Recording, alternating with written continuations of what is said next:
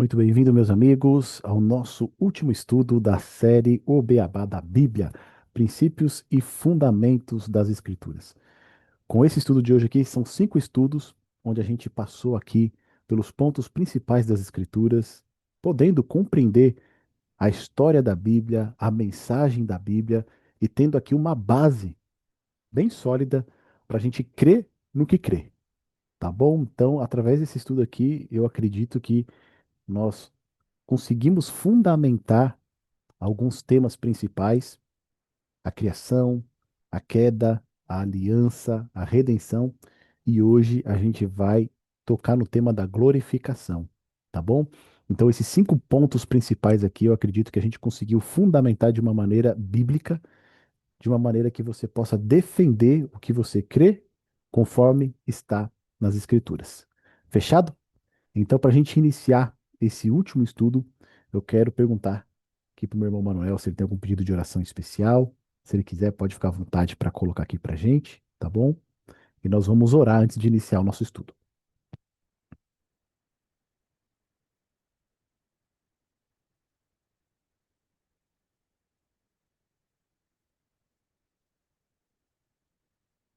Vamos lá então, vamos orar?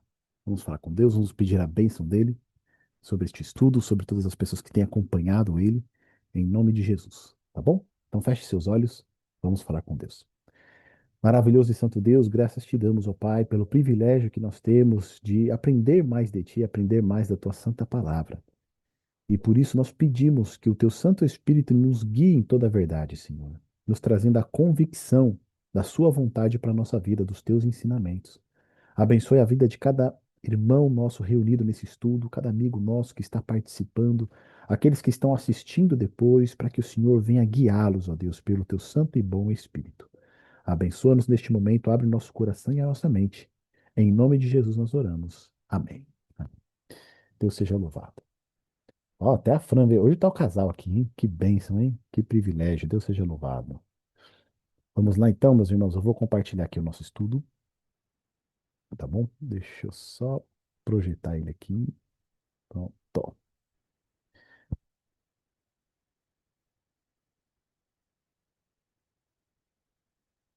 E nós vamos hoje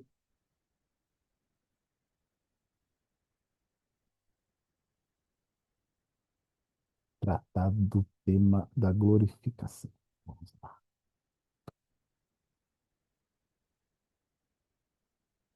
Tu, deixa eu ver a tela que eu estou projetando. Não é essa. É outra tela que eu quero. É essa aqui. Pronto. Maravilha, meus irmãos. Então, olha aqui. O tema de hoje é glorificação. Nós tivemos aí 5 semanas, tá certo? Um estudo a cada quinta-feira para a gente compreender esses temas: criação, queda, aliança, redenção. E hoje a gente vai tratar do tema da glorificação, o nosso último tema. Olha só, acompanha comigo aqui essa introdução. Nos nossos estudos, respondemos perguntas como: de onde vim? O que estou fazendo aqui? No entanto, precisamos responder mais uma pergunta: para onde eu vou? Essa que é a grande questão, né? O que nós estamos fazendo aqui e para onde nós vamos? E é justamente essa pergunta que procuraremos responder no estudo de hoje. Ter conhecimento da nossa origem, passar a compreender o porquê de algumas coisas acontecerem, o vislumbre do plano da redenção, entender por que que Jesus teve que vir a essa terra, sem trazer uma resposta para a pergunta: e agora? O que que vai acontecer com todos nós? Seria um estudo incompleto. Assim como a palavra de Deus nos revela a nossa história, ela também anuncia qual será o nosso futuro. E aquilo que Deus tem preparado para os que o amam é infinitamente superior a qualquer coisa que tenhamos experimentado em nossa vida. Olhos não viram, ouvidos não ouviram o que Deus tem preparado para todos os que irão herdar a salvação por meio da fé em Cristo Jesus. No estudo de hoje, iremos compreender qual será o destino daqueles que aceitam a Jesus como Salvador pessoal e Senhor em suas vidas, e também o destino daqueles que o rejeitam. Tá bom? Então, nós entramos no tema da glorificação. E o primeiro ponto que a gente vai discutir aqui é o seguinte: Qual foi a promessa que Jesus fez aos seus discípulos e que certeza nós podemos ter desta promessa? Antes do Senhor Jesus ascender ao céu, ele fez uma promessa para os seus discípulos. Que promessa foi essa? Nós temos três textos aqui que contam para nós que promessa foi essa e qual é a certeza que nós podemos ter nela, tá bom? Vamos dar uma lida nesses textos aqui. O primeiro deles, João 14, do verso 1 a 3, um verso bastante conhecido, né? A gente conhece bastante essa passagem. João 14, do verso 1 a 3, eu vou ler aqui para gente. Olha o que ele vai dizer para nós aqui. Não se turbe o vosso coração. Credes em Deus, crede também em mim. Na casa de meu pai há muitas moradas. Se assim não fora, eu vou-lo teria dito.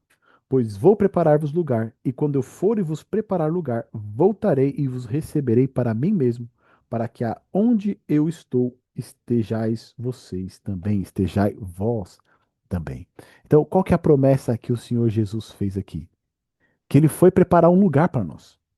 Tá certo?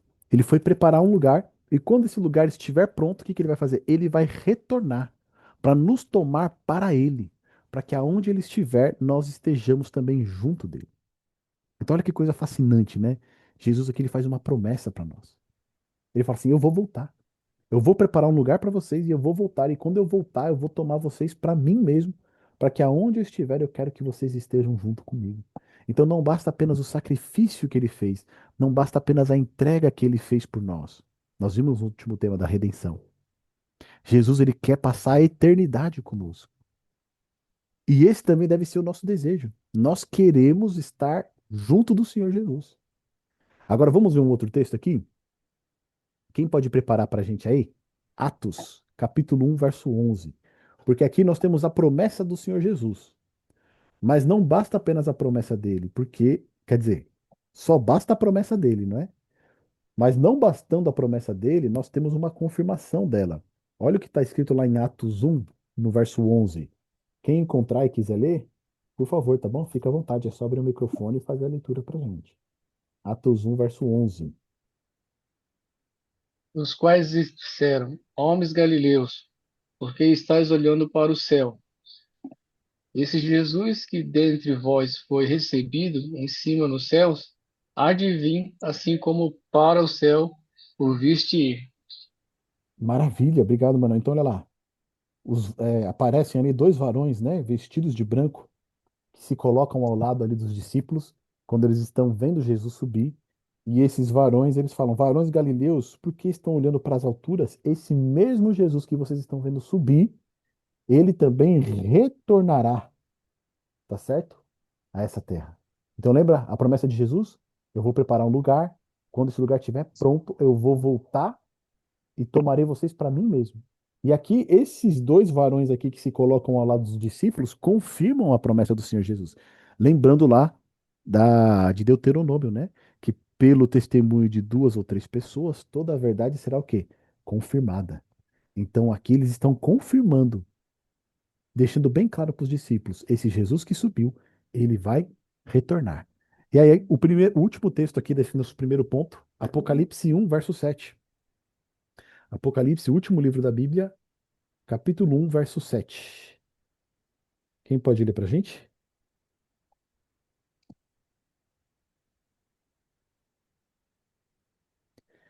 Apocalipse 1, verso 7.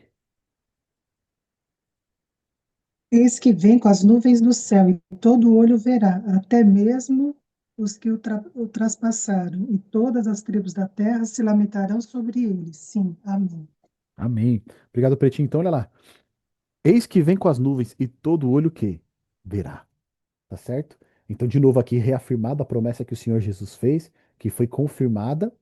E agora aqui nós temos uma profecia que diz que o Senhor Jesus ele vai voltar junto com as nuvens e todo olho o verá.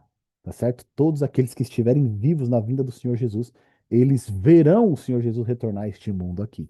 E aí a gente vai entender um pouquinho melhor como será essa vinda. Mas a promessa que o Senhor Jesus deixou para nós é que nós não vamos ficar aqui nesse mundo para sempre.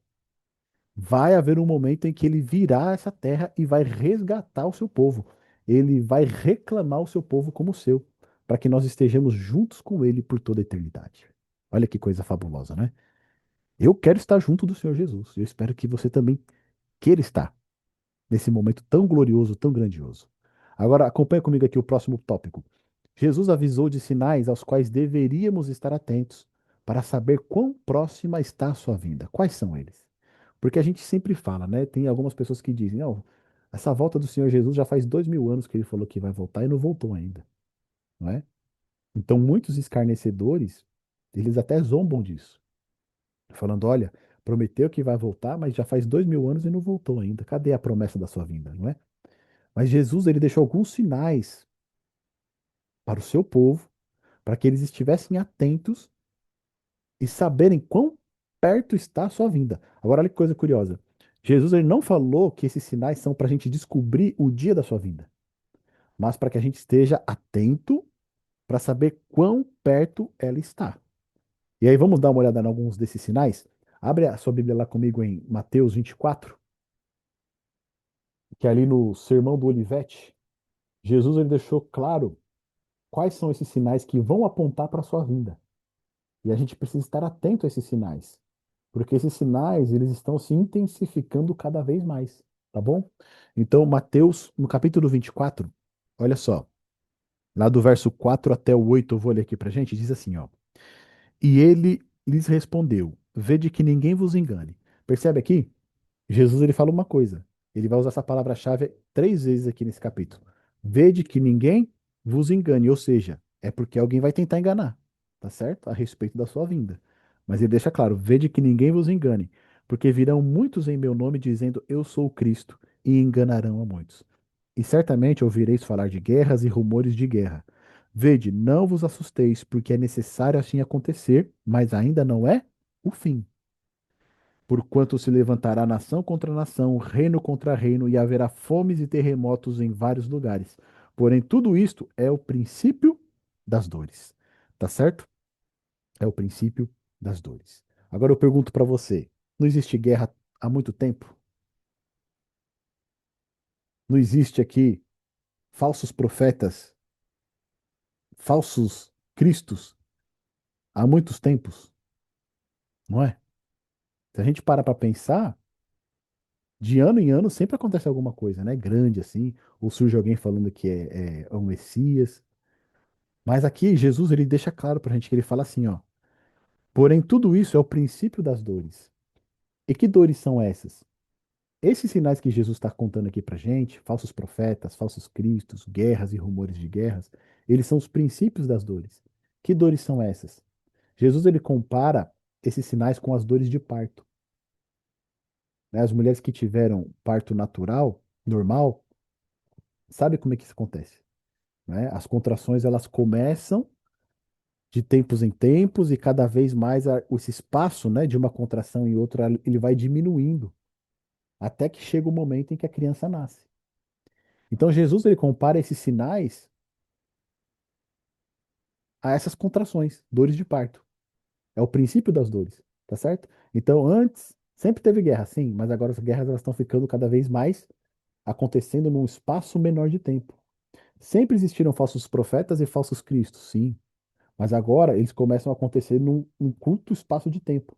Começa a popularizar, começa a aumentar. E se a gente para pensar, todos esses sinais eles estão ficando cada vez mais fortes, cada vez mais frequentes. Quer ver outros sinais aqui, ó? Verso 9. Olha o que diz pra gente o verso 9, ó. Então sereis atribulados e vos matarão. Sereis odiados de todas as nações por causa do meu nome. Então Jesus coloca aqui que vai haver um tempo de perseguição, que pelo fato de você ser cristão, porque ele fala assim, por conta do meu nome, né? Por conta do meu nome vocês vão ser perseguidos, por conta do meu nome alguns de vocês serão mortos. Ou seja, vai haver um período de perseguição contra os cristãos, aqueles que procuram ficar firmes ao lado da verdade. E muitas vezes essas perseguições ocorrem de uma maneira mais intensa por outros professos cristãos. Porque sempre foi assim na história, não é? A gente olha desde o começo, quem que matou Abel? Caim, seu irmão, não é? Quando a gente olha para os profetas, qual que foi a advertência que o Senhor Jesus fez para Jerusalém? Jerusalém, Jerusalém, que mata o quê? Os seus profetas. Quando a gente olha aqui no livro de Atos, né? Aonde Paulo ia, expulsavam ele de lá. Quem que expulsavam ele de lá? Os próprios judeus, que faziam parte do povo de Deus. tá certo? Ele ia nas sinagogas e ali na sinagoga sempre acontecia alguma confusão e eles queriam colocar ele para fora. Então, parte daqueles que se professam fazer parte do povo de Deus, essa perseguição, tá bom? E ela vai se tornar em um momento mais intensa, porque Jesus diz que por conta do nome dele, nós seremos odiados. Se você quiser ficar firme na verdade, você vai ser perseguido, você vai ser odiado. Isso são sinais, tá bom? Se você olhar para algumas áreas do nosso mundo, a gente vê que isso já acontece. Você não pode ter Bíblia, você não pode ter culto, você não pode ter igreja. Se você falar que você é cristão, você é perseguido, você é preso. Mas isso que acontece hoje em algumas regiões vai aumentar, tá certo? Vai se alastrar por todo o mundo. Agora, outro sinal que o Senhor Jesus deixou para nós aqui, ó, do verso 11 ao 14. Quem quer ler para a gente? Do 11 ao 14.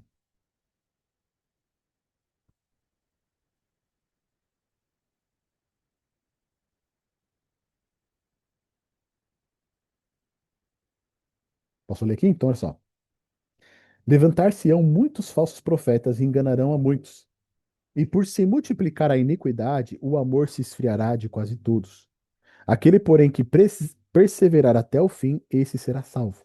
E será pregado este evangelho do reino por todo o mundo para testemunho e todas as nações, a todas as nações, e então virá o fim. Agora, olha que coisa curiosa que traz aqui para a gente esse texto. Eu tenho um sermão, inclusive está no canal esse sermão, que é o maior sinal da volta do Senhor Jesus. Tá certo? A gente tem vários sinais aqui. Mas para mim o maior sinal é esse do verso 12. E por se multiplicar a iniquidade, o amor se esfriará de quase todos. Porque a gente sabe que o amor não é um sentimento, mas é uma pessoa. O próprio Deus, ele é amor. E quando diz que o amor se esfria das pessoas, significa que a presença de Deus na vida das pessoas está deixando de existir. Que é o que a gente costuma dizer que é a retirada do Espírito Santo, não é? E aí as pessoas ficam entregues às suas próprias paixões, às próprias inclinações pecaminosas. Então esse é o maior sinal da volta do Senhor Jesus, né? É o amor se esfriando da pessoa, é a presença de Deus deixando de estar presente na vida das pessoas. E agora eu pergunto para vocês, a gente consegue observar esse maior sinal acontecendo? Você observa isso no seu dia a dia? O amor se esfriando das pessoas? Coisas terríveis acontecendo, coisas que ninguém imagina acontecendo. Se você quiser compartilhar alguma experiência, você fica à vontade, tá bom? Pode abrir o microfone e compartilhar conosco. E aqui, o que que Jesus vai trazer para nós? Aquele que perseverar até o fim, esse é o que vai ser salvo. E o evangelho, ele vai ser pregado por todo mundo. E aqui tem uma palavra-chave que às vezes a gente não considera, para testemunho. Ou seja, o evangelho ele vai ser pregado para todo mundo, mas junto da pregação do evangelho vai o testemunho de quem prega. Porque quando o Senhor Jesus nos chama lá em Atos 1, né, ele vai chamar os discípulos, e esse chamado também é para nós, ele diz que nós seremos as suas testemunhas. É para isso que ele nos chamou, para nos testemunharmos. Né? Então a pregação do evangelho ele precisa ser acompanhado do testemunho. Não é apenas faça o que eu digo, mas não faça o que eu faço. Né? É faça o que eu digo e faça o que eu faço. Porque precisamos dar testemunho daquilo que nós pregamos e ensinamos. Então esses são sinais que o Senhor Jesus deixou para a volta dele. Eu pergunto para vocês, está perto ou está longe? O que que vocês acham? Eu acho que está perto. Você, Manuel. Eu acho que está perto de todos os sinais que estão acontecendo e a intensidade deles está muito perto. Está crescendo cada vez mais, né? A Elis também que Sim. chegou aqui agora. Bem-vinda, Elis. Você acha que está perto a volta do Senhor Jesus ou você acha que está longe, Elis? Com base nesses sinais que ele deixou. Tá muito perto, Jeff. Está muito perto, né? Mas tem gente que não acredita, sabia? Tem gente que acha que ainda vai demorar. A gente não pode precisar quanto tempo é. Lembra, os sinais que o Senhor Jesus deixou para a gente não é para precisar o dia da sua vinda, mas é para a gente saber e estarmos atentos o quão próximo está. E aqui a gente vê isso, né? Todos esses sinais eles têm se intensificado cada vez mais. Agora, os últimos versos para a gente aqui, ó, do 23 ao 26, olha o que diz ali, ó. Então, se alguém vos disser, eis aqui o Cristo, ou ei-lo ali, não acrediteis. Porque surgirão falsos profetas, e falsos cristos e falsos profetas, operando grandes sinais e prodígios para enganar, se possível, os próprios eleitos. Lembra? Todos esses sinais que o Senhor Jesus aqui ele deixou têm um propósito. Nós não sermos enganados.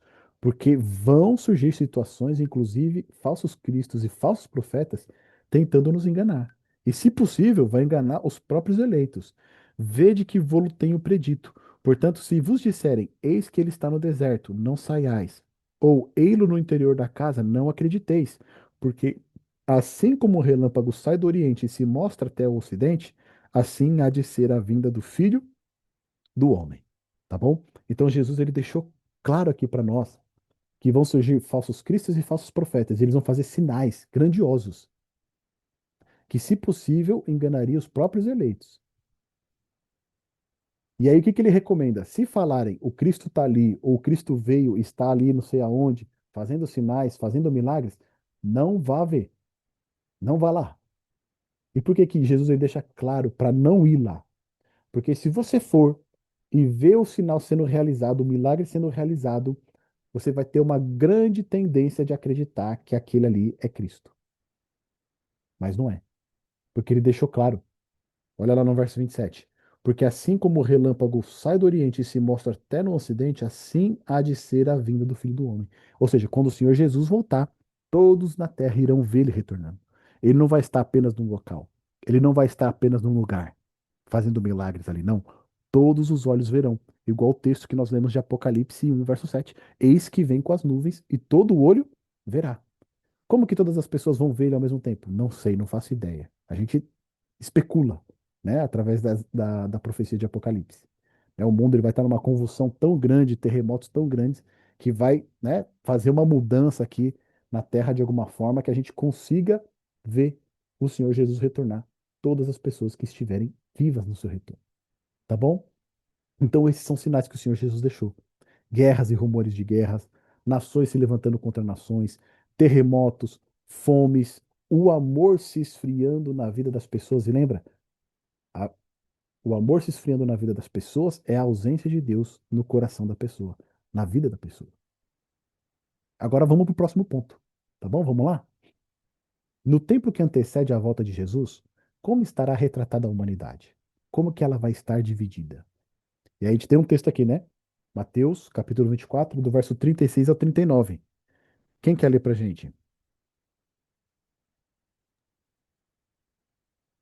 Mas daquele dia e hora ninguém sabe, nem os anjos do céu, mas unicamente meu Pai. E como foi nos dias de Noé, assim será também a vinda do Filho do Homem. Porquanto, assim como nos dias anteriores ao dilúvio, comiam, bebiam, casavam e davam-se em casamento, até o dia em que Noé entrou na arca, e não perceberam até que veio o dilúvio e os levou a todos. Assim também será a vinda do Filho do Homem.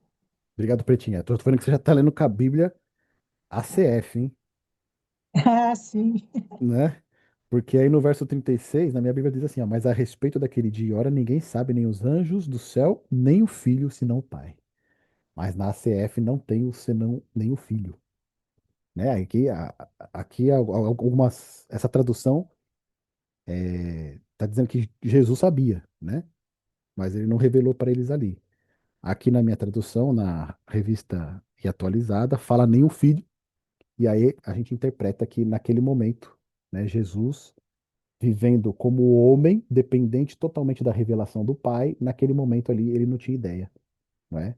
Mas ele poderia saber, e hoje ele sabe, né? Mas a NACF ela já vem sem essa parte do filho, porque Jesus sendo Deus sabe todas as coisas. Agora aqui é curioso para nós, porque vai falar assim, não tem como você precisar nem dia nem hora, tá certo? Não tem como você precisar quando será a volta do Senhor Jesus, em que momento será. Por isso que Jesus deixou os sinais. Os sinais servem como um mapa para a gente saber se a gente está chegando ou não. E aí ele vai comparar a sua vinda como nos dias de Noé. E se a gente vê lá em Gênesis 6, a gente vai ver que o coração do homem, ele era continuamente o quê? Mal.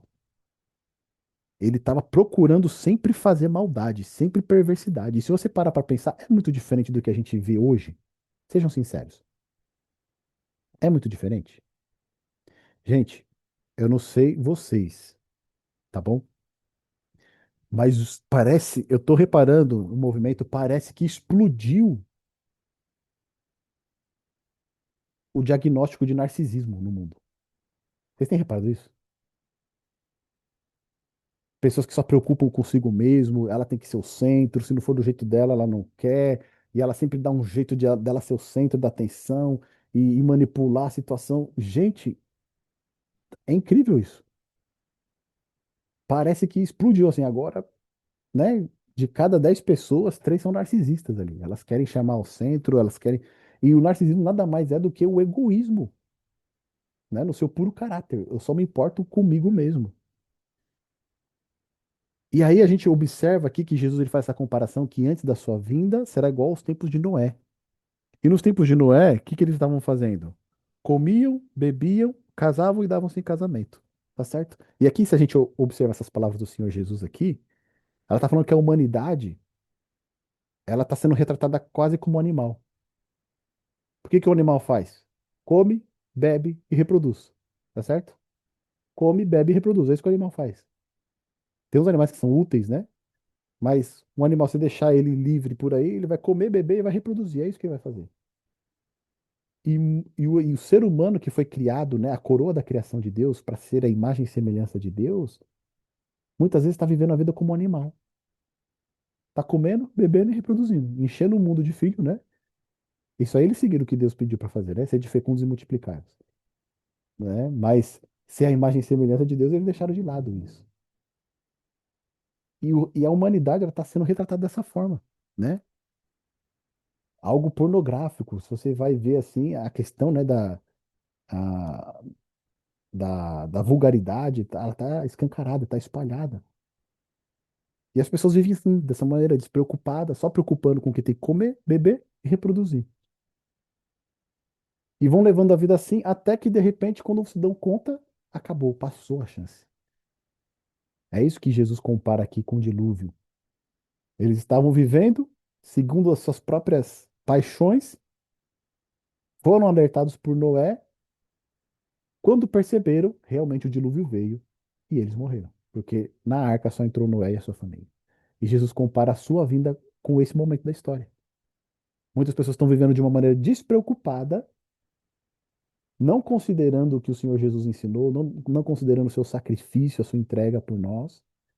E quando chegar o derradeiro momento da volta do Senhor Jesus, elas vão se encontrar totalmente perdidas. Passou a chance, a oportunidade. Então Jesus ele compara aqui. Como é que a humanidade vai estar dividida? Aqueles que estão preocupados com a vinda do Senhor Jesus, estão se preparando para a vinda do Senhor Jesus, exemplificado por Noé e a sua família. E aqueles que estão vivendo a vida do jeito que o diabo gosta, né? Vamos colocar dessa forma. Longe de Deus, longe dos ensinamentos de Deus, longe da palavra de Deus, seguindo apenas os seus impulsos carnais. E aí a gente tem essa divisão clara, né? Quem pertence a Deus e quem não pertence. Tem outro texto aqui de 2 Timóteo, capítulo 3, versos 1 a 5, onde Paulo ali dá instruções para o jovem pastor, e eu quero ver com vocês. 2 Timóteo, capítulo 3, vai lá pro, não tanto para o final da Bíblia, pode passar as cartas de Paulo aí, é uma das últimas cartas de Paulo, antes de Hebreus, 2 Timóteo,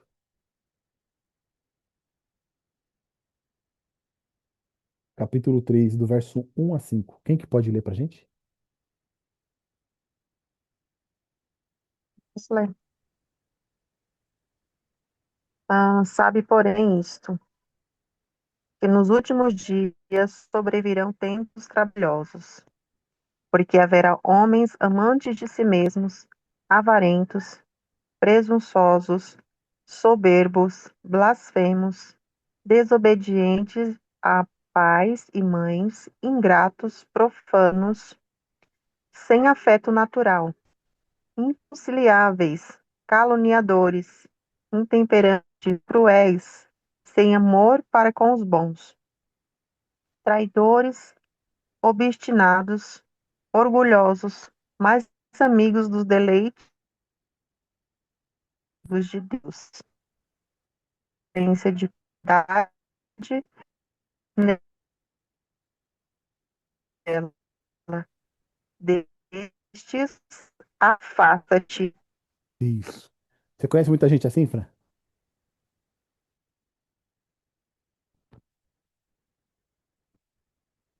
Eu conheço bastante gente com esse perfil que foi traçado aqui pra gente. Eu tava comentando isso, inclusive, com um amigo nosso hoje. Porque a gente passa por uma situação, a gente descobriu que uma pessoa que a gente conhece em comum estava fazendo umas coisas erradas, bem erradas.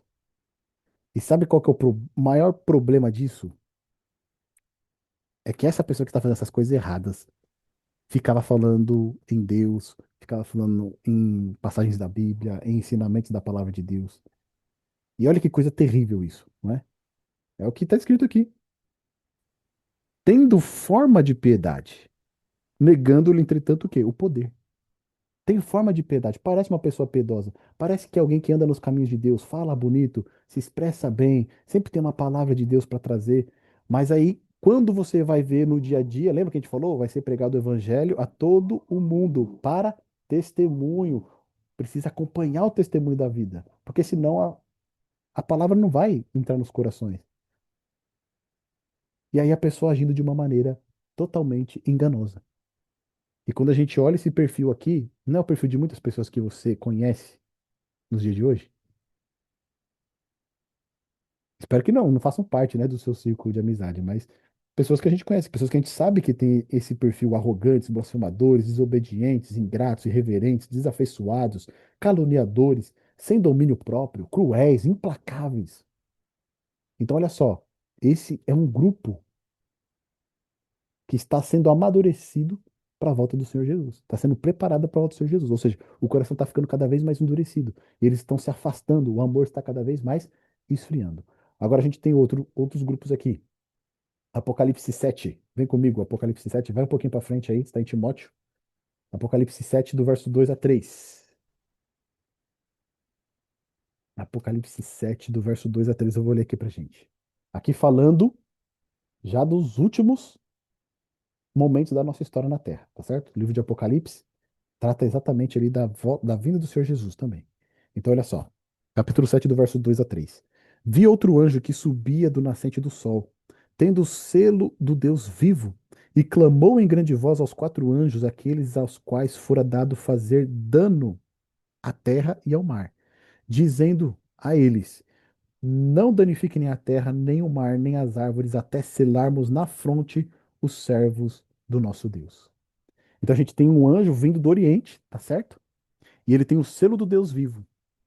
E tem quatro anjos que estão segurando todos esses problemas no mundo que estão acontecendo: guerras, rumores de guerras, terremotos. Ou seja, eles estão trabalhando para impedir, para atrasar que todos esses problemas venham sobre a Terra. É essa a visão que está tendo aqui. E esse anjo que está vindo com o selo do Deus vivo, ele fala para esses quatro anjos que estão segurando todas essas questões. Eles falam assim: olha, espera mais um pouco, até que nós tenhamos selado na fronte os servos do Deus vivo. Quando fala fronte, né? A fronte aqui é o nosso caráter, tá certo? É o nosso caráter. Então ele está falando assim, ó, espera até que o povo de Deus manifeste o seu caráter. Fique muito claro quem são eles, quem pertence a Deus e quem não pertence. E depois que a gente tiver selado eles, aí sim pode deixar que todas essas convulsões venham sobre a terra, tá certo? Porque o povo de Deus vai estar separado. Então, um totalmente afastado de Deus, seguindo suas paixões naturais da carne. O outro tem o caráter de Deus. Está cada vez mais desenvolvendo a imagem e semelhança de Cristo na vida. Está sendo paciente, está tendo amor, está sendo longânimo, está sendo santo, tá certo? Santo, santidade. Está desenvolvendo o caráter de Cristo. Agora, outra característica desses grupos. Apocalipse 12, verso 17. A gente leu lá quando a gente falou sobre aliança. Quem pode ler para a gente Apocalipse 12, verso 17?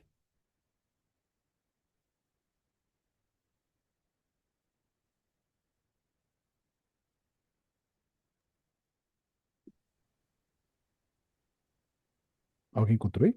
O dragão irou-se contra a mulher e foi fazer guerra ao remanescente da sua semente, os que guardam os mandamentos de Deus e têm um testemunho de Jesus Cristo.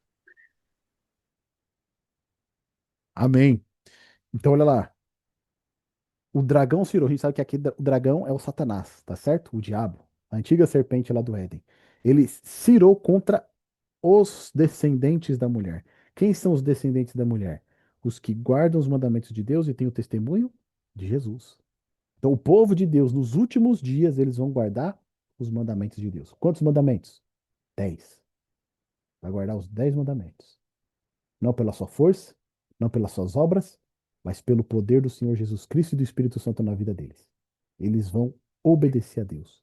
Tá bom? Outro texto para nós aqui, Apocalipse 14, 12. Foi um texto também que a gente leu, né? No tema da aliança. Aqui está a perseverança dos santos. Quem são os santos? Os que guardam os mandamentos de Deus e a fé em Jesus ou a fé de Jesus. Tá certo? Pode ser ou em, porque a nossa fé é nenhuma pessoa, é no Senhor Jesus Cristo, mas também pode ser de Jesus. Porque para nós passarmos para os momentos cruciais da história da Terra, nós vamos precisar ter uma fé perfeita igual à fé do Senhor Jesus. Ou seja, vai ter que ser a fé do Senhor Jesus na nossa vida. Tá bom? Então aqui, quem são eles? Os que guardam os mandamentos de Deus. Agora tem um aqui, ó. Vamos voltar aqui, ó. Foi aqui que reclamaram para mim desse estudo. Porque teve que voltar a passagem aqui. A gente já está no 14, agora a gente vai ter que voltar para o 9, ó. Capítulo 9, do verso 20 a 21. Eu fiquei de corrigir, mas esqueci. O que diz pra gente aí o verso 20 a 21 do capítulo 9 de Apocalipse?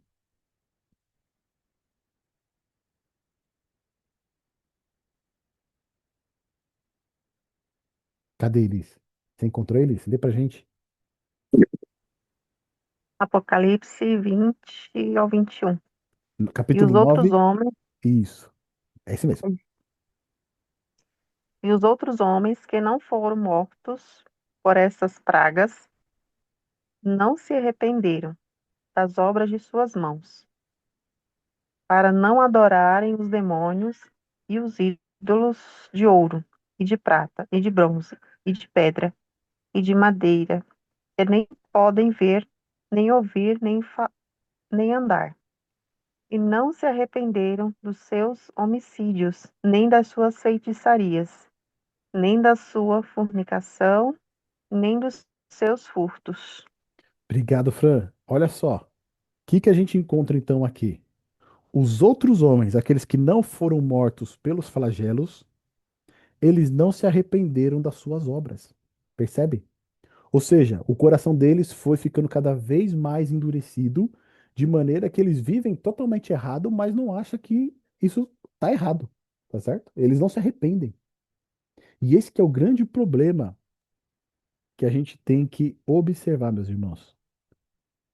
Se você não se arrepende de algo errado que você fez ou está fazendo, é um problema isso.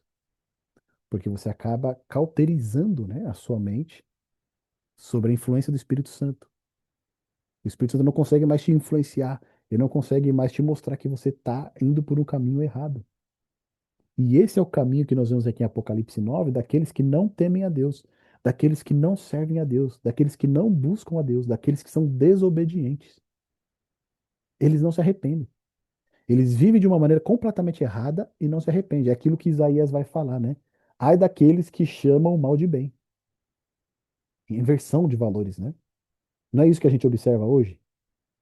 Aquilo que é ruim, aquilo que é degradante, aquilo que é mal, isso é valorizado. Mas o que é puro, o que é correto, o que é santo, o que acontece? Ah, não, isso aí deixa pra lá. Não, isso aí é muito antiquado. Isso aí é coisa do passado, não serve mais. A gente está vivendo em outros tempos. Nós estamos, na verdade, vivendo nos últimos tempos da história da Terra, onde essa divisão de quem serve a Deus e quem não serve está ficando cada vez mais clara. Agora vamos ver outro texto? Apocalipse 16, do verso 9 ao 11. 16 do 9 ao 11. Quem que pode ler pra gente? Por gentileza.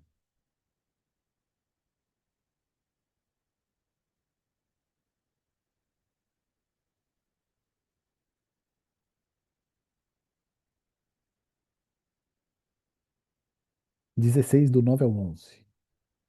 E faz que a todos, pequenos e grandes, ricos e pobres, livres e servos, lhes seja posto um sinal na sua mão direita ou nas suas testas, para que ninguém possa comprar ou vender, senão aquele que tiver o sinal, ou o nome da besta, ou o número do seu nome.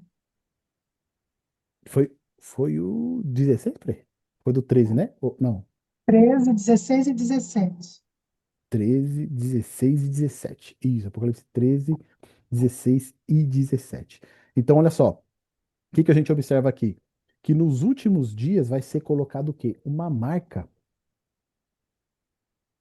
sobre as pessoas, tá certo? Que a gente chama da marca da besta, né? A famigerada marca da besta. O que que é essa marca? Só quem tiver essa marca é que vai poder continuar a viver uma vida tranquila. Aquele que não receber essa marca, ele vai ser o quê? Perseguido e vai ser morto, tá bom? Isso fica claro aqui. Fala pra gente, ó, a todos os pequenos e os grandes, os ricos e os pobres, os livres e os escravos, faz que lhe seja dada certa marca sobre a mão direita ou sobre a fronte. A gente falou, lembra? Lembra daquele anjo que estava voando lá em Apocalipse 7 com o selo do Deus vivo? Esse selo do Deus vivo era para colocar onde? Na fronte, lembra? É o caráter. Os servos de Deus têm o caráter de Deus.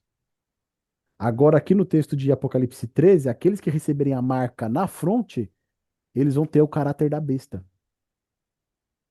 Eles vão ter o caráter daquele que se opõe a Deus, daqueles que se opõe à lei de Deus, daquele que se opõe aos mandamentos de Deus. E muitas pessoas vão desenvolver esse caráter naturalmente, porque estão vivendo uma vida afastada de Deus. E quando diz que umas receberão a marca na mão, é porque elas serão forçadas. Elas podem até não ter esse caráter totalmente desenvolvido, mas pela circunstância, elas vão preferir receber essa marca do que serem perseguidas, do que serem humilhadas, do que serem colocadas de lado. Tá certo? Então aqui novamente, a gente está vendo essa divisão ficando muito clara. O povo de Deus e aqueles que não pertencem ao povo de Deus. Agora eu vou ler pra gente aqui, ó, Apocalipse 16, do 9 ao 11. Olha o que diz pra gente ali, ó. Com efeito, os homens se queimaram com intenso calor e blasfemaram o nome de Deus, que tem autoridade sobre esses flagelos, e nem se arrependeram para lhe dar o quê? Glória. Percebe que é o mesmo, quase o mesmo texto que a gente leu lá em Apocalipse 9? Derramou o quinto a sua taça sobre o trono da besta, cujo reino se tornou em trevas, e os homens remordiam a língua por causa da dor que sentiam. E fizeram o quê? E blasfemaram o Deus do céu por causa das angústias e das úlceras que sofriam, e não se arrependeram das suas obras. Então, o que que fica claro para a gente aqui? Aqueles que não pertencem ao povo de Deus, eles não se arrependem de nada. Agora, aqueles que pertencem a Deus, eles vivem uma vida de arrependimento. O Espírito Santo fala ao coração deles, eles entendem a repreensão de Deus, porque Deus corrige, né? Aquele que lhe ama, e eles se arrependem dos seus pecados, eles se arrependem das suas más obras e se voltam para Deus, eles se inclinam para Deus. Agora, mais um texto. Apocalipse 14, do verso 9 a 10, que fala assim, ó. Seguiu-se a estes outro anjo, o terceiro, dizendo em grande voz: se alguém adora a besta e a sua imagem e recebe a sua marca na fronte ou sobre a mão, lembra que a gente falou? Na fronte é o caráter, desenvolver o caráter da besta. Na mão estão sendo forçados a receber essa marca. Também esse beberá do vinho da cólera de Deus, preparado sem mistura, do cálice da sua ira, e será atormentado com fogo e enxofre diante dos santos anjos e na presença do Cordeiro. E a fumaça do seu tormento sobe pelos séculos dos séculos, e não tem descanso algum, nem de dia nem de noite. Os adoradores da besta e da sua imagem, a quem quer que receba a marca do seu nome. Então aqui fica claro, né? Falando a respeito da marca da besta, essa questão da escatologia, se você tem dúvida com relação ao que é a marca da besta, aqui no nosso canal do YouTube tem uma explicação, tem até um corte que fala exatamente o que é ela, tá bom? Mas a gente tem um estudo completo em Apocalipse, Apocalipse 14, onde a gente trata o capítulo todo e fica muito claro, Apocalipse 13 e 14, o que é a marca da besta. Mas o que a gente pode entender é que Deus tem dois povos no final dos. Deus tem um povo só no final dos tempos. A terra está dividida em dois povos. Lembra que a gente leu em Apocalipse 12 e 14? Aqueles que guardam os mandamentos de Deus e aqueles que não guardam. Essa é a divisão. Os que guardam os mandamentos de Deus foram selados pelo Deus vivo. Os que não guardam receberam a marca da besta. Tá certo? É essa divisão que acontece antes da volta do Senhor Jesus. Por isso que quando a gente fala da vinda do Senhor Jesus, quase sempre tem aquele texto. E muitos se lamentarão. Tá certo? Por que que se lamentarão? Porque não se prepararam para a vinda do Senhor Jesus. Porque escolheram o lado errado. Porque não tomaram uma decisão ao lado de Cristo. Porque não tomar decisão é decisão tomada. Não tem meio termo. Você percebe que não existe meio termo? Ou são servos do Deus vivo, ou não são. Não tem como ser um meio termo ali. Não, eu sou, eu gosto, eu simpatizo, eu até quero ser, mas ainda não sou, não. Servir a Cristo, ser servo do Deus vivo, exige decisão. Exige uma escolha. Não, eu pertenço a Deus. E eu quero fazer tudo aquilo que Ele me pede. Vamos para o próximo ponto? Como que a palavra de Deus retrata a volta do Senhor Jesus, então?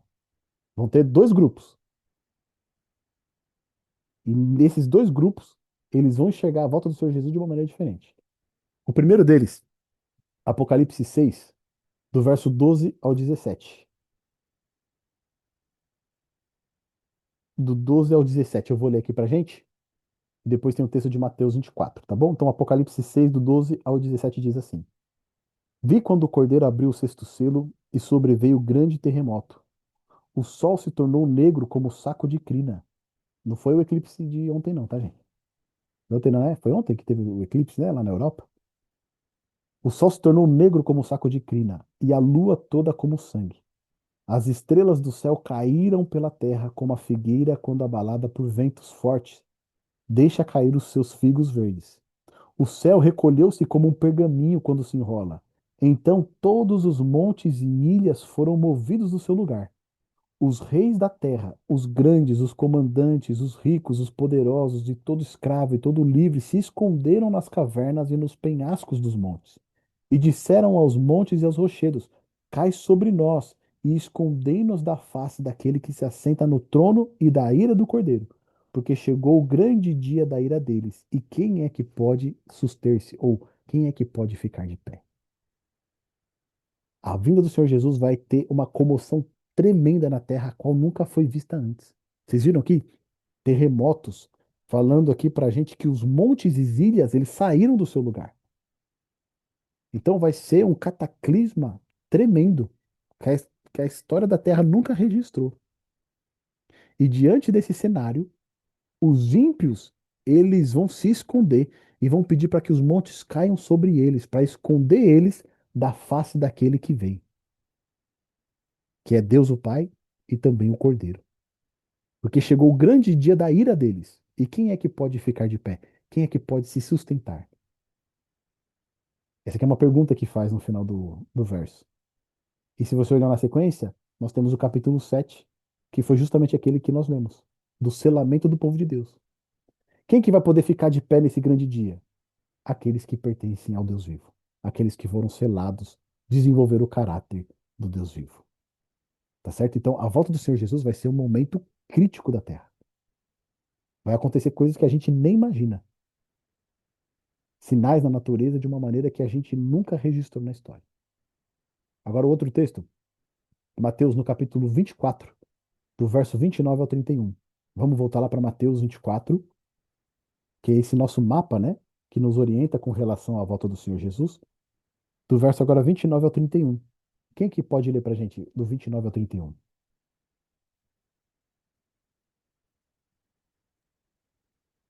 E logo, depois da aflição daqueles dias, o sol escurecerá e a lua não dará a sua luz, e as estrelas cairão do céu, e as potências do céu serão abaladas. Então aparecerá no céu o sinal do Filho do Homem, e todas as tribos da terra se lamentarão, e verão o Filho do Homem vindo sobre as nuvens do céu com poder e grande glória. E ele enviará os seus anjos com rígido clamor de trombeta, os quais ajuntarão os seus escolhidos desde os quatro ventos, de uma a outra extremidade dos céus. Obrigado, Luiz. Você percebeu aqueles que é o mesmo texto que a gente viu de lá de Apocalipse 6? O sol não vai dar a sua luz, a lua não vai dar a sua claridade, você percebeu? Sim, É o mesmo evento aqui, só que em outras palavras. E aí então aparecerá no céu o sinal do Filho do Homem e todos os povos da terra vai o quê? Vão se lamentar, lembra? A gente leu lá em Apocalipse 6 que eles vão fazer o quê? Eles vão se esconder. Eles vão pedir para que os montes caiam sobre eles para esconder a face deles de Deus que está retornando a essa terra. E aí vai dizer aqui, ó, e verão o Filho do Homem vindo sobre as nuvens do céu com poder e muita glória. Então, o Senhor Jesus, quando ele retornar a essa terra, ele não vai mais andar por essa terra, mas ele vai vir nas nuvens do céu e ali ele vai ficar. E o que que ele vai fazer, ó? No verso 31. E ele enviará os seus anjos com grande clangor de trombeta, os quais reunirão os seus escolhidos. Então, nós é que vamos ao encontro do Senhor Jesus nos ares. Os anjos vão reunir o povo de Deus e junto com os anjos nós iremos ao encontro do Senhor Jesus nos ares. E quase igual essa cena que está aqui projetada. Tá certo? O povo de Deus vai ser separado, vai ser colhido para encontrar com o Senhor Jesus nos ares. Então Jesus ele não pisa aqui na terra. Por isso que ele avisou para a gente aqui em Mateus 24, olha, se vocês ouvirem que o Filho de Deus está em tal lugar, está andando não sei por onde, está indo por lá, não vá ver, tá certo? Não vá lá. Porque quando o Filho de Deus retornar a este mundo, ele vai estar no céu. Quem vem buscar nós para ir ao encontro dele serão os anjos. Tá certo? Então aqui a gente já viu, né? Mais um elemento da volta do Senhor Jesus para a gente não ser enganado. Tem mais um texto, 1 Tessalonicenses, no capítulo 4. Olha só, 1 Tessalonicenses, no capítulo 4. Vai lá para as cartas de Paulo, lá depois de Filipenses, você vai chegar a Tessalonicenses. Primeira carta aos Tessalonicenses, capítulo 4, do verso 13 ao 17, diz assim: Não queremos, porém, irmãos, que sejais ignorantes com respeito aos que dormem, para não vos entristecerdes como os demais que não têm esperança. Pois se cremos que Jesus morreu e ressuscitou, assim também Deus, mediante Jesus, trará em sua companhia os que dormem. Ora, Ainda, ainda vos declaramos por palavra do Senhor isto: nós, os vivos, os que ficarmos até a vinda do Senhor, de modo algum precederemos os que dormem. Porquanto o Senhor mesmo, dada a sua palavra de ordem, ouvida a voz do arcanjo e ressoada a trombeta de Deus, descerá dos céus, e os mortos em Cristo ressuscitarão primeiro. Depois nós, os vivos, os que ficarmos, seremos arrebatados juntamente com eles entre nuvens para o encontro do Senhor nos ares, e assim estaremos para sempre com o Senhor. Agora vem aqui. Lembra do nosso estudo da queda, quando a gente falou da morte? A consequência do pecado é a morte. E nós falamos que a consequência máxima do pecado, sendo a morte, o que que significa? Quando a pessoa morre, o corpo volta para o pó da terra. E o fôlego de vida que a Bíblia muitas vezes traduz como espírito, volta para quem? Para Deus. Então a pessoa, quando ela morre, ela está num estado de inconsciência. E é por isso que Paulo escreve aqui esse trecho para os crentes em Tessalônica. Ele está falando assim, ó, não quero que vocês sejam ignorantes com respeito aos que dormem. Lembra? Jesus tratou a morte também como um sono, a morte de Lázaro. É um estado de inconsciência. Então Paulo está falando assim, ó, aqueles que morreram, eu não quero que vocês sejam ignorantes com relação ao estado deles, porque eles estavam acreditando que só quem tivesse vivo na volta de Jesus é que iria para com o Senhor nos ares, iria para o céu, entendeu? E aí a preocupação deles era com os que já morreram. Eles falaram, mas poxa, e os que já morreram? O que que vai acontecer com eles? E aí Paulo fala assim, olha, eu não quero que vocês sejam ignorantes com relação a isso, e nem fiquem entristecidos, porque o Senhor Jesus, quando ele retornar, o que que ele vai fazer? Ele vai ressuscitar os que morreram crendo nele. Eles vão ser ressuscitados. E aí depois no verso 17, depois nós, os vivos, os que ficarmos, seremos arrebatados juntamente com eles. Ou seja, ninguém vai primeiro. A ideia que a gente tem hoje no meio cristão é a pessoa morreu, ela foi para a glória, ela já está com o Senhor Jesus. Só que Paulo está dizendo que não. Aquele que morreu com a sua fé em Cristo, ele está dormindo, aguardando a volta do Senhor Jesus. Quando o Senhor Jesus retornar, então aí sim, aqueles que morreram crendo no Senhor Jesus vão ressuscitar. E junto com os vivos que estiverem quando Jesus retornar, eles vão juntos encontrar com o Senhor nos ares. Percebe? Eles não foram primeiro. Quando Jesus retornar, eles serão ressuscitados para junto com os vivos encontrar o Senhor Jesus nos ares. Agora, olha outro texto comigo, 1 Coríntios, capítulo 15. Volta um pouquinho aí na sua Bíblia. 1 Coríntios, capítulo 15.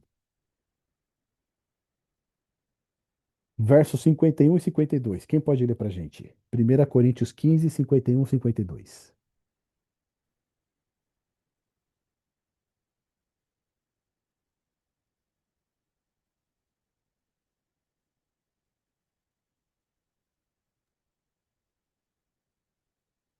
Isso aqui vos digo um mistério. Na verdade, nem todos dormiremos, mas todos seremos transformados. Um momento, um abrir e fechar de olhos, antes a última trombeta, porque a trombeta soará e os mortos ressuscitarão, incorruptíveis, e nós seremos transformados. Obrigado, meu irmão. Então, olha lá, Paulo aqui falando a respeito do mesmo evento lá que ele narrou em 1 Tessalonicenses. Eis que vos digo um mistério: nem todos dormiremos. O que que Paulo está querendo dizer aqui? Na vinda do Senhor Jesus, nem todos morrerão, tá certo? Muitos do seu povo estarão vivos, mas transformados seremos todos. Os mortos, quando ressuscitarem, eles já ressuscitarão com o corpo transformado, glorificado, o mesmo corpo que o Senhor Jesus Cristo teve na sua ressurreição. E os vivos, com um piscar de olhos, serão o quê? Transformados. Tá certo? O corpo vai ser transformado. Né? Aquele problema que você tem físico hoje, ele vai deixar de existir. Aquela marca, aquela cicatriz, ela vai deixar de existir, porque o seu corpo ele vai ser transformado. O seu corpo agora vai ser um corpo glorificado. Paulo ele falou disso nos versos 12 e 14 também, do mesmo capítulo 15. Ele falou assim, ó: ora, no verso 13 e 14. E se não há ressurreição de mortos, então Cristo não ressuscitou. E se Cristo não ressuscitou, é vã a nossa pregação e é vã a nossa fé. Ou seja, se não existe ressurreição dos mortos, a nossa fé ela é vã. Tá certo? Se a pessoa morreu e não existe mais nada depois disso, a nossa fé ela é vã. A palavra de Deus deixa claro, aqueles que morreram aceitando o Senhor Jesus Cristo, eles serão ressuscitados. Quando eles vão ser ressuscitados? Na vinda do Senhor Jesus. Amém? Olha que promessa preciosa. Quem que você quer encontrar nesse dia? Uma pessoa que já não está aqui conosco. Qual que é a pessoa que você mais deseja ver na vinda do Senhor Jesus ressuscitada? Esse é o desejo que você tem que ter no seu coração para permanecer firme nos caminhos do Senhor, para naquele grande dia poder reencontrar as pessoas que você tanto ama. Agora vamos para o antepenúltimo aqui. Para onde os salvos serão levados após a volta de Jesus? Então a gente está seguindo uma sequência. A humanidade foi dividida, os que servem a Deus, os que não servem, os que guardam os mandamentos de Deus e os que não guardam, tá certo? Quando essa divisão ficar clara, então Jesus ele pode retornar para reclamar o seu povo. Quando ele reclamar, será um momento tremendo na história da terra, algo que a gente nunca viu. Os ímpios, que não fazem parte do povo de Deus, vão se esconder, vão pedir para que os montes caiam sobre eles. Os salvos vão ser recolhidos pelos anjos e levados ao encontro com o Senhor Jesus nos ares. E depois que a gente encontrar o Senhor Jesus, para onde que a gente vai? Olha comigo o texto de Apocalipse 22, no verso 1 e 5. Apocalipse 22, verso 1 e 5. Vai lá para o final da sua Bíblia. Apocalipse 22, verso 1 e 5.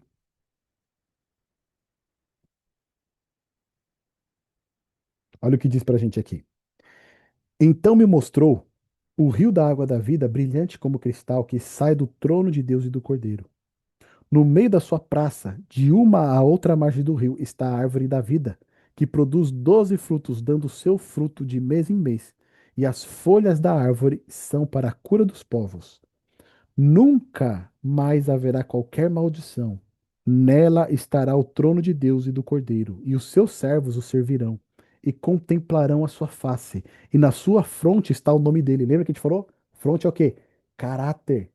Então, nós teremos o caráter de Jesus.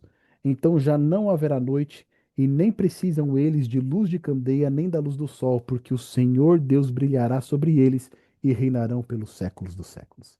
Então, para onde que a gente vai? A gente vai para Nova Jerusalém. Essa descrição que João traz para nós aqui é da Nova Jerusalém, a morada dos santos, tá certo?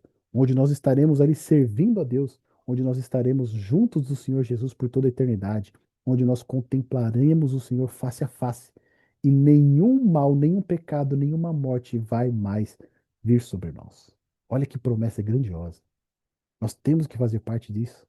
Nós temos que ter esse cumprimento e ver essa nova cidade com os nossos próprios olhos. Agora, olha outro texto. Apocalipse 21, do verso 1 ao 5. Quem pode ler para nós? Apocalipse 21, do verso 1 ao 5. Tá com ele aí, Pretinha? Lê pra gente. E viu um novo céu, uma nova terra, porque o primeiro céu e a primeira terra passaram e o mar já não existe. E eu, João, vi a cidade santa, a Nova Jerusalém, que descia do céu preparada como uma esposa adornada para o seu marido. E ouvi uma grande voz do céu que dizia: Eis aqui o tabernáculo de Deus está com os homens, pois ele habitará com eles. Eles serão seu povo, e o mesmo Deus estará com eles e será seu Deus. E limpará dos seus olhos toda lágrima, e não haverá morte, nem pranto, nem clamor, nem dor, porque as primeiras coisas são passadas. E o que está sentado sobre o trono disse: Eis que faço nova todas as coisas. E me disse: Escreve, pois estas palavras são verdadeiras e fiéis. Obrigado, Pre. Então, olha que coisa fascinante. Muitas vezes a gente pode olhar essa descrição e falar: isso aqui não existe. Eu tenho um amigo que ele é ateu. E ele fala assim: eu queria acreditar nisso, porque é muito bom. Seria muito bom se isso fosse verdade. Mas olha o que João escreve aqui no final do verso 5. Escreve porque essas palavras são fiéis e verdadeiras. Ou seja, a nova terra, a nova Jerusalém são verdadeiras, elas são reais. E lá, olha o verso 4, né, o próprio Deus ele vai enxugar dos olhos toda lágrima, e a morte já não existirá. Já não haverá luto, nem pranto, nem dor, porque as primeiras coisas o quê? Passaram. Não vai ter mais pecado, não vai ter mais morte, não vai ter mais separação. Nós estaremos juntos das pessoas que nós amamos por toda a eternidade, mas principalmente nós estaremos juntos do nosso Salvador por toda a eternidade. Não vai ter fim. A gente não vai mais se preocupar, porque todo pecado e sofrimento foram lançados fora.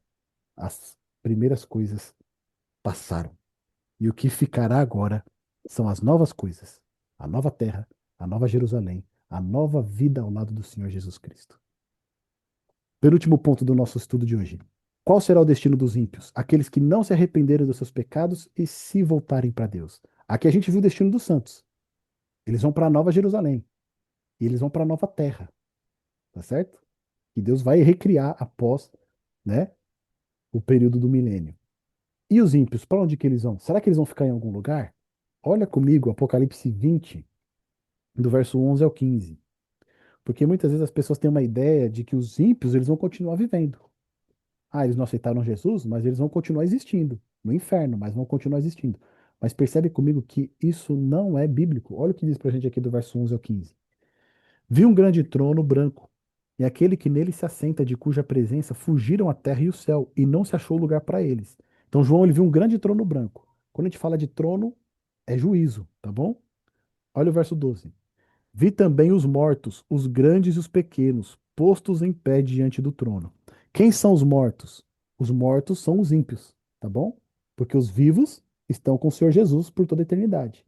Então aqui, os mortos, os ímpios, eles foram colocados de pé diante do trono. De que maneira isso aconteceu?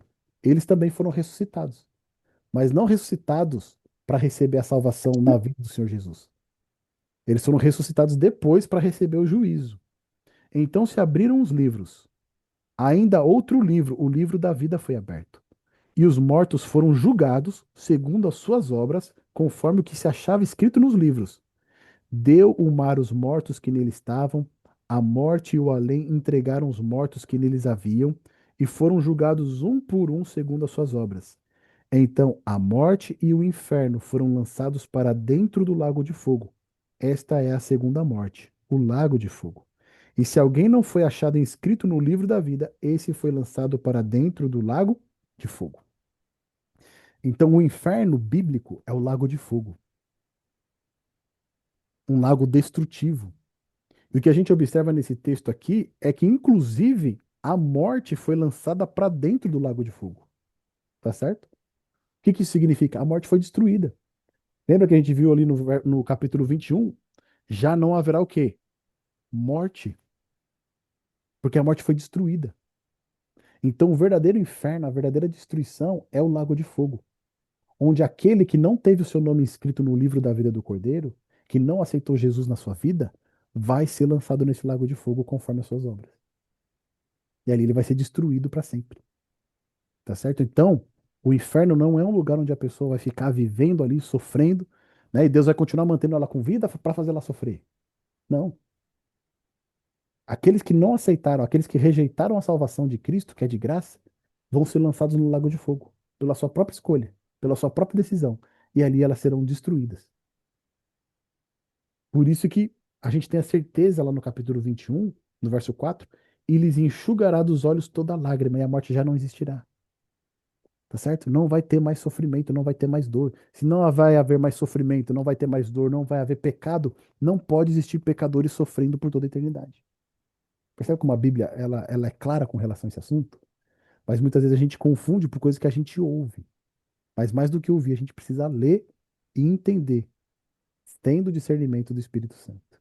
Tá bom? Então, os vivos vão passar toda a eternidade com o Senhor Jesus Cristo. Os salvos, né? Os servos de Deus. Agora, os ímpios, aqueles que estavam mortos e ressuscitaram ali para receber o juízo, eles vão ser lançados no lago de fogo. E ali a vida deles vai deixar de existir. Tá bom? Por último, qual será o destino dos salvos em Cristo? Aí tem uma coleção de textos que eu vou ler aqui pra gente, tá bom? Qual que é o destino deles? A gente já viu, né? Aonde nós estaremos com o Senhor Jesus. Mas olha comigo, por exemplo, Apocalipse 2, verso 7. Quem tem ouvidos, ouça o que o Espírito diz às igrejas. Ao vencedor, dar-lhe-ei de se alimentar da árvore da vida que se encontra no paraíso de Deus. Então, os salvos terão de novo acesso à árvore da vida que Adão e Eva tiveram lá no princípio. E através dessa árvore nós vamos viver eternamente. Tá certo? A mesma vida que eles tinham lá, que era para ser imortal, mas por conta do pecado deixou de ser, nós vamos ter acesso a essa árvore e vamos ter a imortalidade que é concedida pelo próprio Senhor Jesus Cristo. Graças a Deus. Próximo texto, verso 11. Olha só, verso 11 do capítulo 2 ainda. Quem tem ouvidos, ouça o que o Espírito diz às igrejas. O vencedor de nenhum modo sofrerá o dano da segunda morte. Lembra que a gente acabou de ler o texto? O lago de fogo é a segunda morte. É a morte eterna. Deixa de existir. Mas aqueles que forem vencedores ao lado do Senhor Jesus, eles não vão sofrer o dano da segunda morte. Porque eles vão viver para sempre. Verso 26 agora. Diz assim: Ao vencedor que guardar até o fim as minhas obras, eu lhe darei autoridade sobre as nações. Nós somos chamados para reinar junto com Cristo. Cristo ele compartilha o reino dele conosco. Olha que coisa fantástica. A gente não pode ficar de fora dessa promessa, dessa, desse mundo que está por vir, onde nós reinaremos junto com o Salvador. Agora, Apocalipse 3, verso 5. O vencedor será assim, vestido de vestiduras brancas, e de modo nenhum apagarei o seu nome do livro da vida. Pelo contrário, confessarei o seu nome diante de meu Pai e diante dos seus santos anjos. Esses são os vencedores. Percebe que a vida do cristão é uma vida de batalha, mas é uma vida de vitórias. Porque em Cristo Jesus nós somos vencedores. Amém? Agora olha só. O próximo aqui que diz pra gente, verso agora 12. 12 e 21. Quem pode ler pra gente?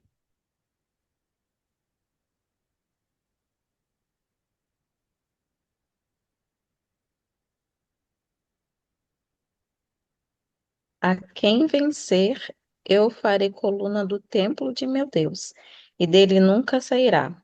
E escreverei sobre ele o nome do meu Deus e o nome da cidade do meu Deus, a nova Jerusalém que desce do céu do meu Deus, e também o meu novo nome. Amém. Agora Então, 21. amém. Agora o 21. Ao que vencer, lhe concederei que se assente comigo no meu trono, assim como eu venci e me assentei com meu Pai no seu trono. Então, olha lá, percebe de novo aqui a promessa?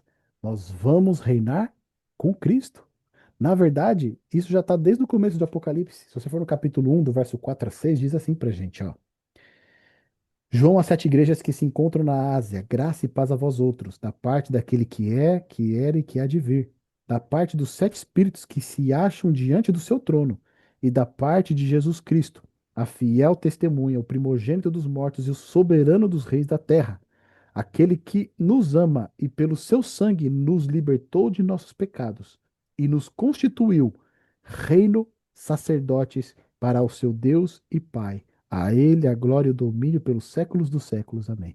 Ou seja, o Senhor Jesus nos chamou para sermos reis e sacerdotes, para reinarmos junto com ele e servirmos a ele no seu na sua nova Jerusalém, na terra restaurada. Tá certo? Esse é o chamado que nós temos. Ser reis para reinar juntos com Cristo e sermos sacerdotes para servir ao nosso Deus. Por último, meus irmãos, aqui Apocalipse 5, do verso 9 e 10 diz assim, ó: E entoava um novo cântico dizendo: Digno és de tomar o livro, de abrir-lhes os selos, porque foste morto e com teu sangue compraste para Deus os que procedem de toda tribo, língua, povo e nação. E para o nosso Deus os constituísse o quê? Reino e sacerdotes, e reinarão sobre a terra. Nós iremos reinar com o nosso Senhor Jesus.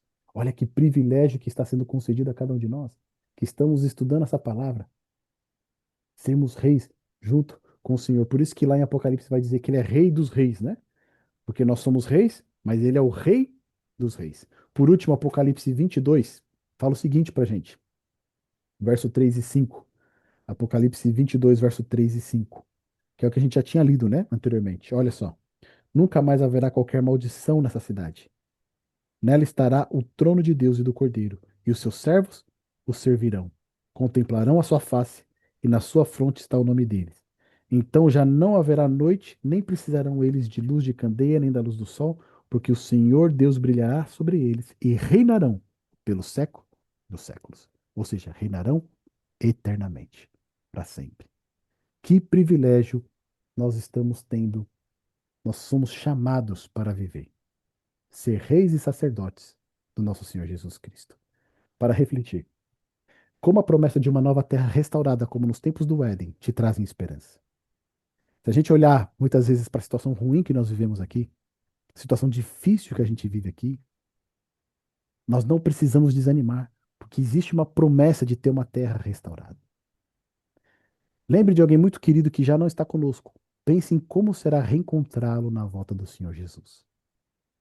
Será esplêndido quando ele ressuscitar com o corpo glorificado e você também com o seu corpo glorificado, transformado, poder encontrar essa pessoa tão amada. Porque a promessa do Senhor Jesus é: aqueles que morreram crendo nele serão ressuscitados. A morte não é a palavra final. Quem dá a palavra final é o nosso Salvador. Como o fato de Jesus dividir com os salvos o seu reino expressam ainda mais o amor dele por nós. Você percebe que Jesus ele poderia dar-nos a vida eterna e já estava ótimo.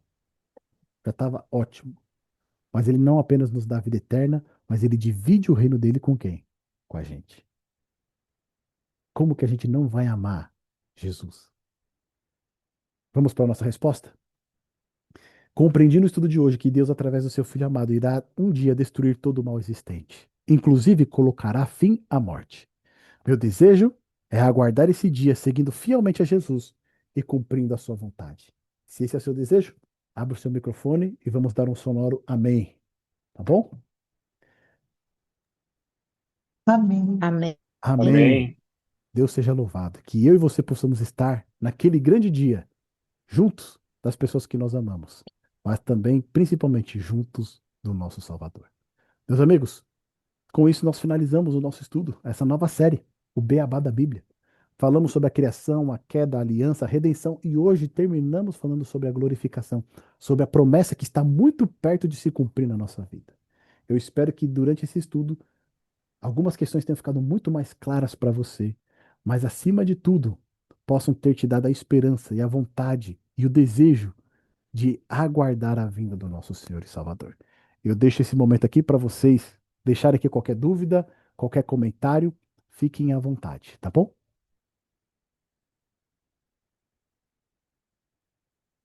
Foi tudo certo? Tudo Eu que, certo, Jefferson. Muito bom estudo. Obrigado, viu? que bênção, meus irmãos. Depois vocês podem revisitar eles, tá bom? Lá nos links do YouTube. Fiquem à vontade para usar os materiais também nos estudos de vocês. É um material, um conteúdo aberto, tá bom? Gente, vamos encerrar então com uma oração? Vamos falar com Deus? Então feche seus olhos, vamos orar.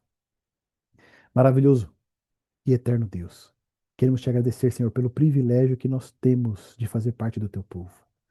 O convite que o Senhor nos faz é que nós sejamos reis e sacerdotes juntamente com nosso Senhor e Salvador Jesus Cristo, que nos fez a promessa de que muito em breve retornará. E quando nós olhamos para o mundo à nossa volta, percebemos que esse momento está chegando, Pai. E nós ansiamos e desejamos ele. Momento no qual todo mal deixará de existir, toda morte, toda separação. Ora, vem, Senhor Jesus, e nós queremos ir com o Senhor. Essa é a nossa oração, que nenhum de nós que participamos desse estudo, que estamos assistindo esse estudo, venhamos faltar nesse grande dia. Que, pelo contrário, estejamos juntos das pessoas que amamos. Nós oramos e pedimos a tua graça sobre a nossa vida, em nome de Jesus. Amém. Amém. Gente, obrigado pela companhia de Amém. vocês, pela parceria nestes 5 estudos que nós tivemos. Que Deus derrame as bênçãos dele grandemente sobre a sua vida e que todo esse entendimento que nós estivemos aqui, de fato, opere transformação nas nossas vidas. Tá bom? Que Deus abençoe a todos vocês. Amém. Amém. Uma boa, um bom fim de noite para vocês e até o próximo estudo. Tá bom? Que Deus abençoe a todos. Amém. Amém. Amém.